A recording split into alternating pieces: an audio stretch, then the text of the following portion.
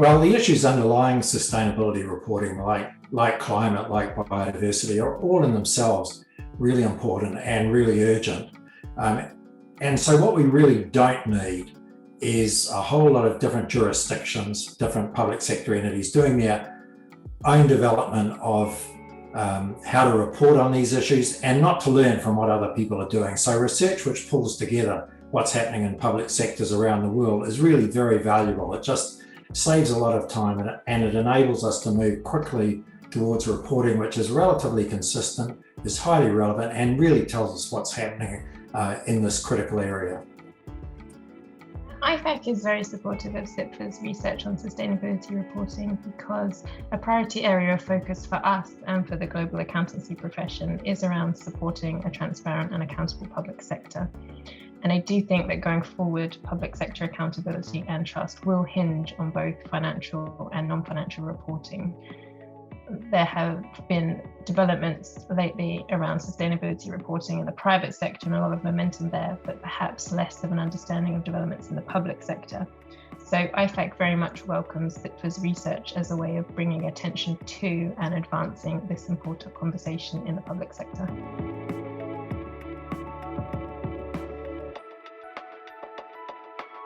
The same challenges the public sector often has globally, which is we're in the danger of the strong getting stronger and the weak getting weaker in this regard.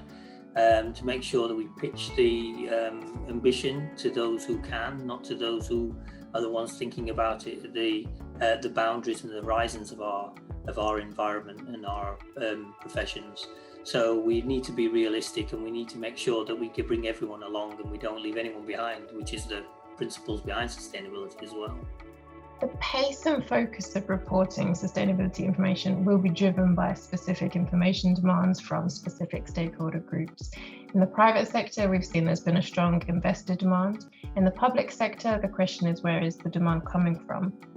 And a galvanizing issue, as is the case with climate action in the private sector, may be needed as a catalyst for such reporting change. For the public sector, I see post-COVID recovery as one such issue. The pandemic highlighted areas already under extreme pressure and has been a setback to sustainable development. And the public sector will be judged not only by whether economies bounce back, but also by the equity and inclusiveness of recovery.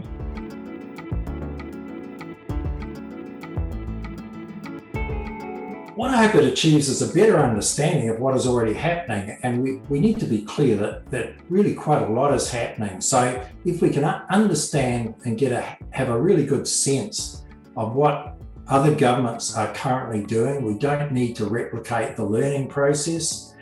We will get a faster diffusion of the insights, and we'll sooner get to a point where we've got comparable information across governments that is really useful in assessing what different governments are doing, how they compare, and they will be able to assess themselves, and that provides some incentives for governments to really act in this area. So the